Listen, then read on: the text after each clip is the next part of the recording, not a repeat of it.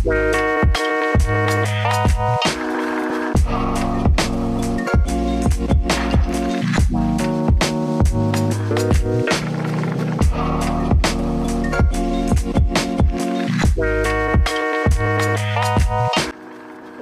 of uruf. Uruf literally means that which is known as opposite to what is unknown. It refers to customs and common practices of a given society, whether good or bad. Technically, uruf means what is common or customary among the people and what they have habituated, whether it is a word or a deed, which is not contrary to the Quran and Sunnah.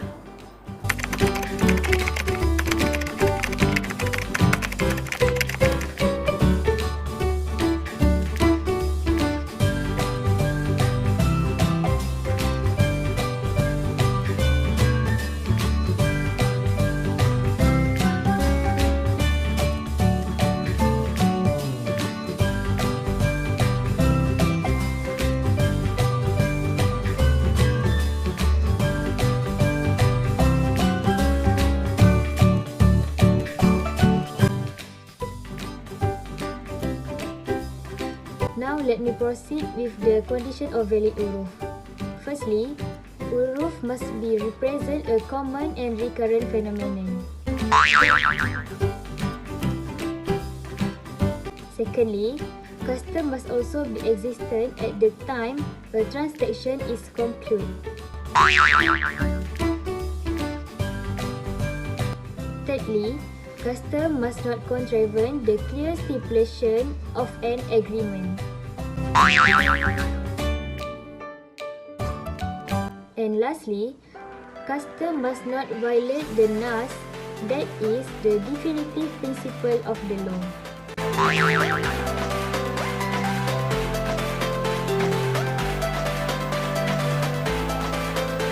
Types of al-uruf. Al-uruf can be divided into several types, which is uruf qawli or lafzi, uruf amali, uruf am, and lastly uruf khas.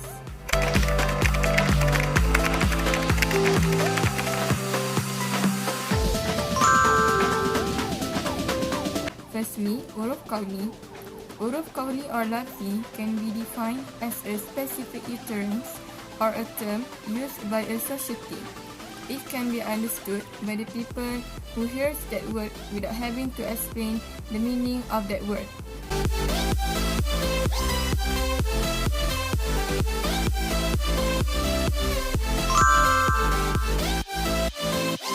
Secondly, uruf amali. Uruf amali is an ordinary act that performed by an individual. As example, dress beautifully while attending certain occasion.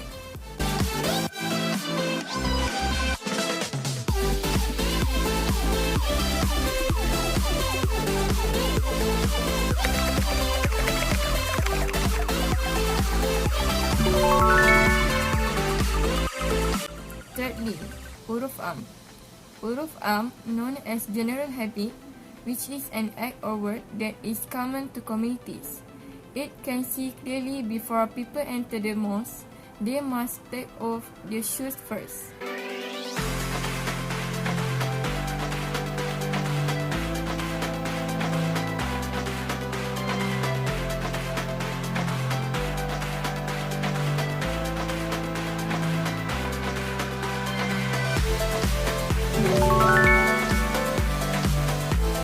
Last but not least is uruf khas. Uruf khas is a specific habit, which is a custom that used by the residents in a certain place. We can see clearly that Malaysian community must take off the shoes before enter their house or someone else's house.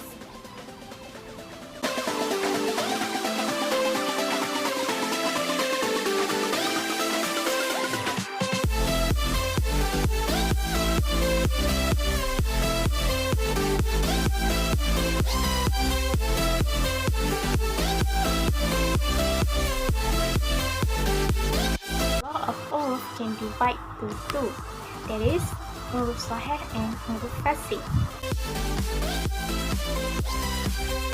The meaning of uruf sahih is common act performed by people. The acts are not contrary to Sharia. It must be give attention in Islamic law and judiciary.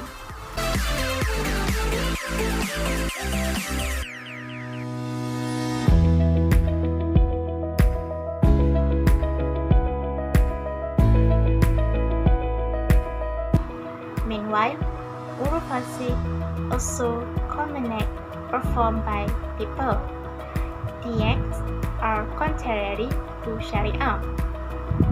But if this uruf is apart from hajiyat or daruriyat, is allowed because what is forbidden is allowed during an emergency.